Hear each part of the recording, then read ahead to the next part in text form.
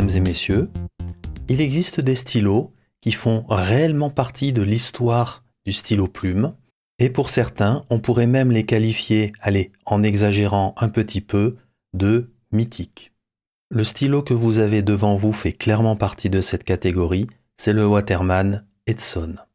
Commençons par dire quelques mots sur la compagnie Waterman. Alors, est-elle américaine, est-elle française? Peut-être d'ailleurs un petit peu des deux. Waterman, c'est une compagnie qui a été fondée à New York en 1884 et le nom de son fondateur est Lewis Edson. Oui, tout comme le nom de ce modèle.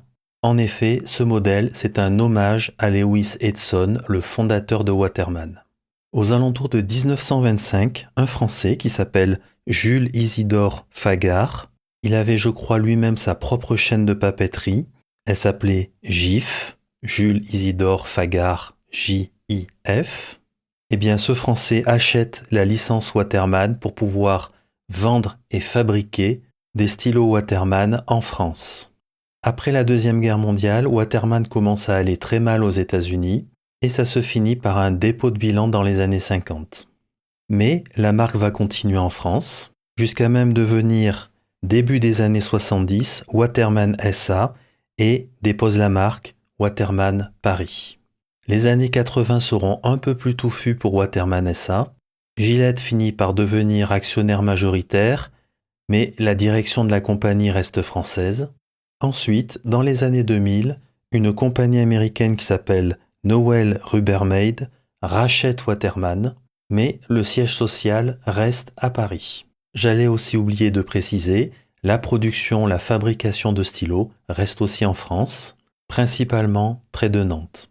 Waterman est de toute façon globalement une compagnie un peu mythique dans le monde des stylos plumes. Et je dirais que personnellement, les deux stylos qui me viennent en premier à l'esprit, je veux dire les deux stylos historiques, c'est bien entendu le Waterman 52 et le Waterman Edson. Si je pense par contre stylo récent, le premier stylo auquel je penserai, c'est le Waterman Karen. Une chose tout de même un petit peu triste avec ce Waterman Edson, c'est un stylo qui a tout de même une cote assez élevée et j'ai l'impression que ces derniers temps, elle ne cesse de monter.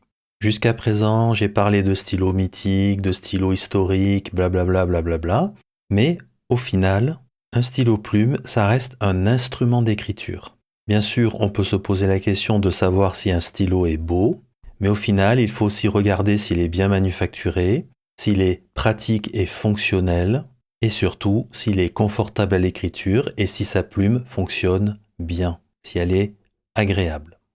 Je démarre la revue de plus près et vous allez voir, il y a de belles raisons pour lesquelles ce stylo est connu, reconnu et, entre guillemets, je dirais, mythique.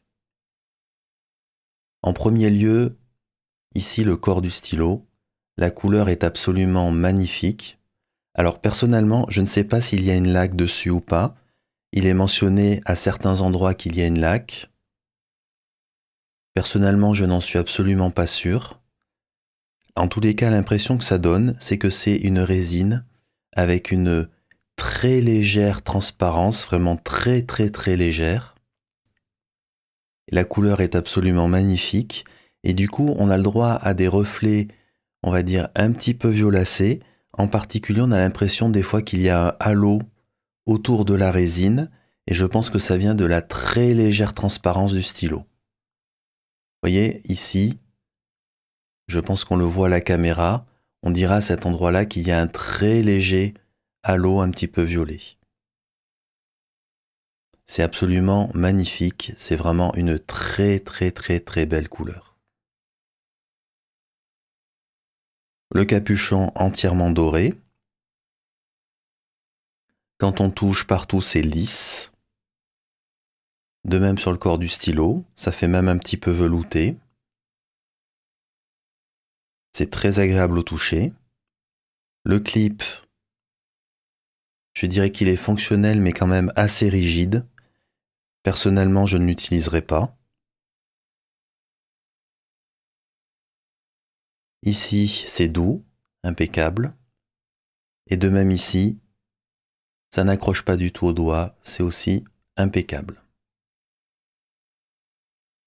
De même, le clip n'accroche pas du tout. Un tout petit peu ici, mais c'est vraiment très léger. On voit que le clip est séparé en deux branches ici et que la tache du clip est assez particulière, comme si le clip était enfiché comme ça en passant au niveau du capuchon. On est sur une forme globalement plutôt de cigar shape. Ici, il y a écrit Waterman et nous sommes donc dans la période où la compagnie s'appelait Waterman Paris.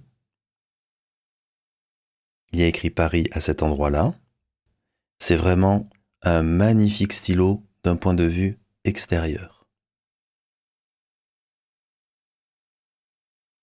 C'est un snap cap et c'est un snap cap un peu particulier. Je vais tout de suite vous en expliquer le fonctionnement. Vous voyez ici, il y a des espèces de petits picots à cet endroit-là. Eh bien, ils s'enfoncent. Je vais essayer de bien vous le montrer comme ça à la caméra. Si j'appuie ici dessus, vous allez voir, ça s'enfonce. Donc j'espère que c'est visible. Je vais essayer de montrer encore plus près. Vous voyez, ça s'enfonce, je le fais avec l'ongle. Les trois. Et c'est ce qui fait que ça va bloquer le capuchon. Alors vous voyez qu'ici, le capuchon est fait un peu biseauté à cet endroit-là. Donc c'est fait exprès, c'est en pente vers l'intérieur. Et ça va permettre au picot ici, en arrivant sur le bord, à cet endroit-là, eh bien il s'abaisse et ça permet de bloquer le capuchon comme ceci. D'où le fait que le capuchon est taillé en biseau à cet endroit-là, pour permettre au picot de rentrer tranquillement, facilement, et on entend un petit clap qui est vraiment très sympathique. Je vais essayer de vous le faire entendre au niveau du micro.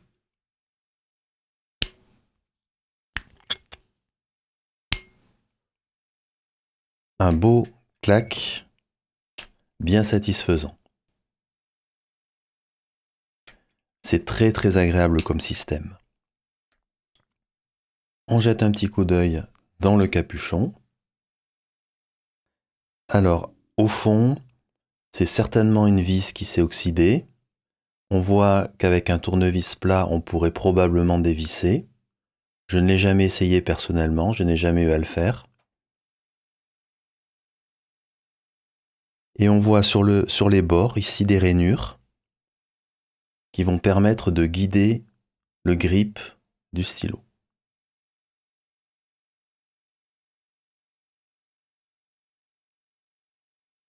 Vous le constaterez bien entendu, il y a un liner. C'est ce qui fait que le stylo est vraiment très bien guidé. Vraiment, ça fonctionne très bien. Je dévisse maintenant à cet endroit-là. Et là, il y a un bel amortissement. Donc ici, c'est un petit peu dur. Et ça devient de plus en plus facile à dévisser à cet endroit-là. C'est grâce au joint qui est ici. Donc Waterman a fait attention à ce que ce soit agréable au niveau du vissage-dévissage. Donc, il y a un amortissement pour finir de visser. Voilà. Et en sens inverse, bien entendu. Ici, on notera un anneau, comme ceci, et l'anneau vient se plaquer à cet endroit-là. Et du coup, la marche, ici, ce n'est pas une marche à 90 degrés. L'anneau est ici biseauté, c'est très doux au niveau du doigt, c'est impeccablement intégré.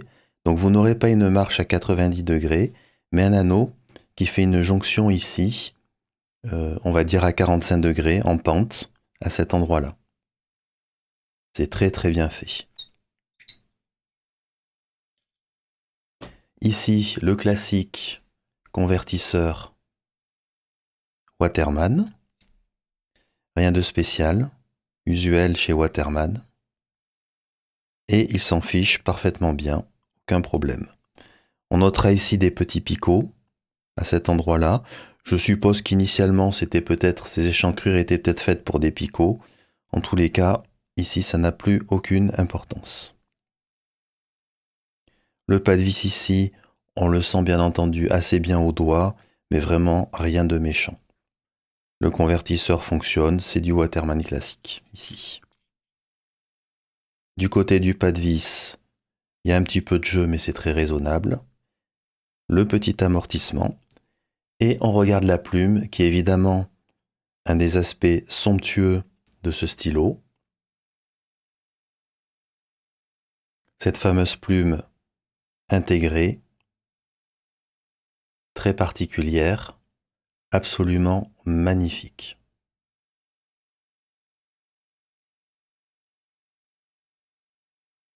Quel beau stylo. Globalement, qu'est-ce que j'ai pensé de cette revue de plus près? Vous pouvez vous en douter, le stylo est fait de manière impeccable, une vraie attention aux moindres détails. La couleur bleue du corps du stylo est absolument somptueuse, on dirait qu'il y a des reflets, un halo autour du corps du stylo. La plume est absolument magnifique. Le capuchonnage, décapuchonnage est absolument impeccable. Le système avec les picots qui s'enfoncent est vraiment bien fait. Et comment ne pas adorer le petit clap quand on remet le capuchon en place. Nous passons à la pesée. Le stylo complet fait pratiquement 46 grammes, ce qui est tout de même un bon petit poids. Le capuchon seul, nous sommes presque sur 20 grammes. Il va donc rester environ 26 grammes pour le reste du stylo, le corps du stylo. Donc on écrira, si on ne met pas le capuchon à l'arrière, avec 26 grammes. Et on écrira avec 46 grammes si on met le capuchon à l'arrière. Si l'on considère le stylo dans son entièreté, on est donc sur un stylo qui est plutôt lourd, et sans le capuchon, on est sur un stylo qui, on va dire, est d'un poids plutôt moyen plus, on dira bien consistant. Dernière chose à noter, le capuchon a vraiment un bon poids, il contribue pour environ 20 grammes par rapport aux 46 grammes total du stylo. 20 grammes dans le capuchon, 26 grammes dans le corps du stylo. Faisons-nous maintenant une idée des dimensions de ce Waterman Edson ici présent. Ici nous avons le Visconti Medici, la version moderne, pas la version que je vous avais présentée, dont je vous avais fait la revue il y a quelque temps avec la plume en palladium. Ici nous avons un diplomate aéro. Ici le Montegrappa mosaïque, Fortuna mosaïque dans sa finition Marrakech, le Pilot Custom 823 et l'usuel Lamy Safari en point de référence. Alors, la chose qu'il faut dire tout de suite et qui est étonnante, c'est que lorsqu'on regarde le Waterman Edson comme ça au premier abord, on ne dirait pas que c'est un stylo qui est assez imposant, assez présent, et on se rend compte quand on le met à côté d'autres stylos que déjà au niveau de sa longueur, c'est un stylo qui n'est pas très long, mais qui a quand même une bonne longueur. Regardez, le Pilot Custom 823 est approximativement de la même longueur, et tous les autres stylos sont plus courts, et ceci de plusieurs millimètres sans aucun problème. Ensuite, au niveau du diamètre, c'est un stylo qui paraît assez fin au premier abord. Alors, je le dis tout de suite, ce n'est pas un stylo volumineux, mais c'est un stylo qui a quand même une assez bonne présence, même au niveau du diamètre. On voit que par exemple, par rapport au Pilot Custom 823, eh bien, il est plus épais. Alors, le 823, c'est vrai, c'est un stylo qui est plutôt longiligne, mais on voit que le Edson est tout de même plus épais. Le Marrakech est un petit peu plus fin aussi que le Waterman Edson. Donc on voit qu'il peut rivaliser sans aucun problème avec le Diplomate Aero en termes de diamètre. En termes de longueur, il est nettement plus long. Et on n'est pas très loin non plus du Visconti ici.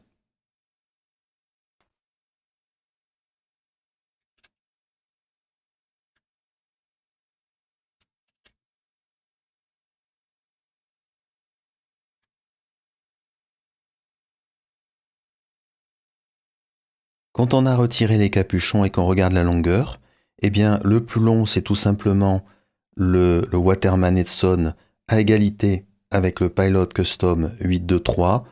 Alors, il est plus long, mais c'est vraiment d'une courte tête par rapport, par exemple, au Visconti ici présent.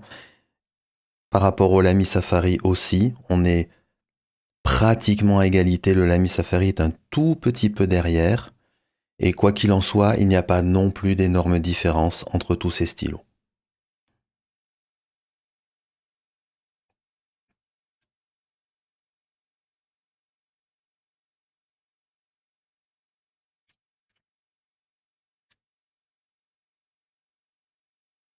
Vous noterez, tous ces stylos postent correctement avec le capuchon à l'arrière, mais on notera que du coup le plus court c'est le Waterman Edson, et la raison en est tout simple, c'est que c'est le stylo qui a le capuchon qui poste le plus profondément. Et ceci est important, tout simplement parce que, comme on a vu lors de la pesée, le capuchon a tout de même un poids assez important, 20 grammes sur l'ensemble de 46 grammes. Donc si vous voulez poster le stylo, il était très important qu'il poste profondément pour que tout simplement le capuchon, en grande partie, repose à cet endroit-là au niveau de la main. C'est comme ça qu'on arrive à un équilibre acceptable sur ce stylo. Il ne va pas basculer vers l'arrière tout simplement parce que le capuchon repose sur la partie forte ici de la main. Donc l'équilibre, une fois le capuchon mis à l'arrière, est tout à fait bon sur ce stylo, et c'était donc important compte tenu des différents poids qu'il y a entre corps du stylo et capuchon. Ensuite, est-ce qu'il est confortable au niveau du grip? Oui, il est parfaitement confortable. Alors on est sur un grip qui est un petit peu épais, mais très très raisonnablement. Cela vient bien entendu du fait que la plume est intégrée.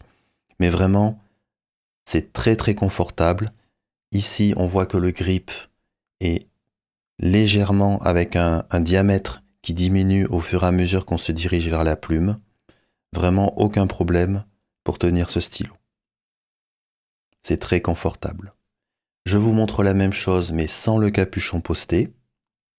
On voit qu'il y a un peu de marge, donc je pense que ça ira assez bien avec les mains assez longues pour peu que le grip soit standard. Si vous avez tendance à tenir vos stylos, beaucoup plus haut, il faudra faire attention. Je n'ai quasiment plus aucune marge, sachant que j'ai des mains de taille moyenne. Je vous fais aussi noter, il poste vraiment très bien pour une autre raison aussi. Vous vous rappelez que je vous ai montré ici des rainures au niveau du liner dans ce capuchon, et bien entendu les rainures vont contribuer à la très bonne tenue du capuchon au niveau du stylo. Une fois de plus, belle attention aux détails, c'est vraiment très bien fait. Je terminerai en disant que si vous pensiez que ce stylo était plutôt petit, eh bien ça n'est pas le cas, vous l'avez vu dans la comparaison avec les autres stylos. Certes, ce n'est pas un gros stylo, mais il a tout de même une assez bonne longueur et il est bien présent dans la main. C'est le moment de passer à la phase écriture. Côté confort d'écriture, il est tout à fait confortable. Il est vrai que le grip est un petit peu plus épais que la moyenne, mais je pense qu'il conviendra tout de même à la plupart des mains. C'est vraiment un pur bonheur de voir cette magnifique plume dépasser des doigts pour aller se poser sur le papier. D'ailleurs, parlons-en de cette plume, elle est tout bonnement excellente. Ce qui caractérise en premier lieu cette plume de dimension M, c'est sa douceur d'écriture. C'est d'ailleurs une douceur d'écriture que l'on retrouve surtout sur certaines plumes Waterman. Ça fait tout de suite penser à la plume du Waterman Karen. Très belle douceur d'écriture. On rajoute une belle humidité à cette plume, ce qui renforce d'ailleurs encore plus la douceur d'écriture. Cette humidité reste tout de même raisonnable. Comme vous pouvez l'imaginer, la plume est rigide. Mon avis est que c'est une excellente plume et en plus elle va très bien avec ce stylo. Il y a vraiment une très belle glisse, une très belle fluidité sur le papier.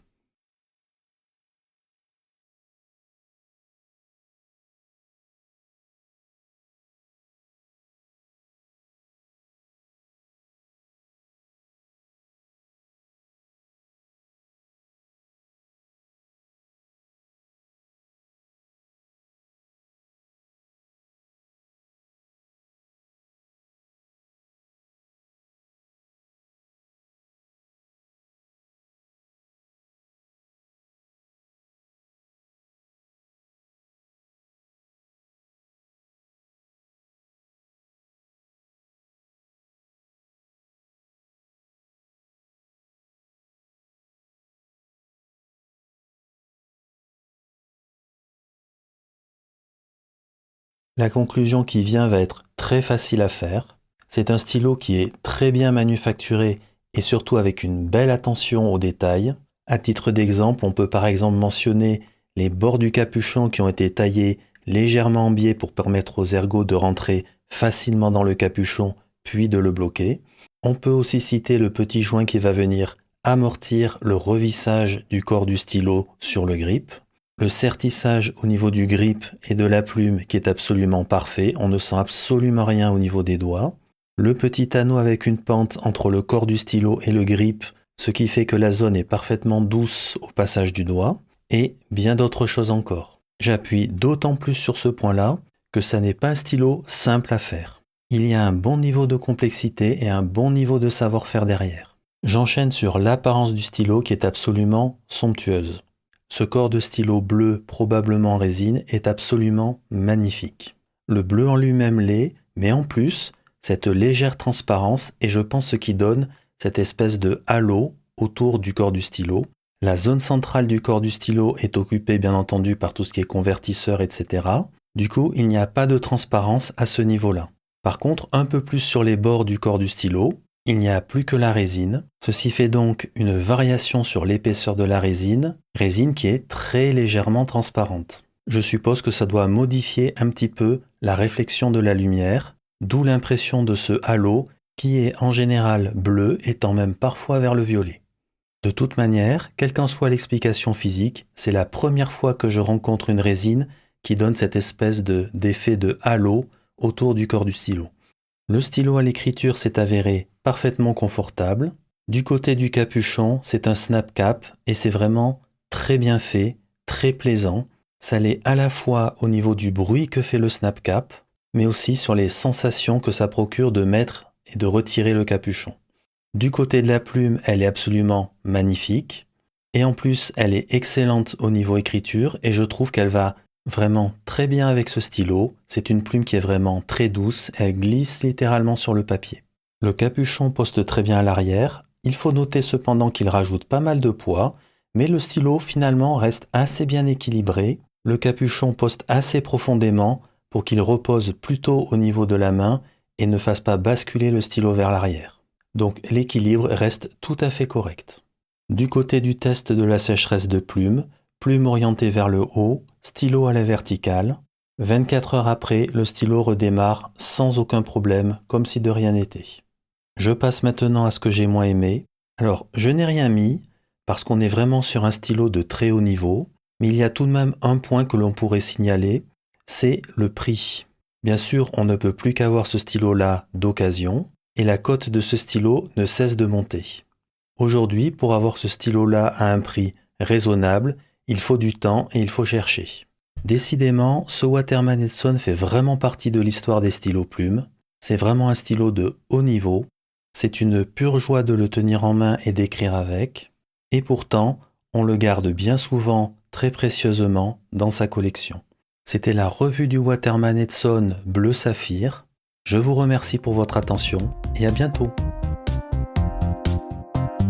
Why do you believe in what you see?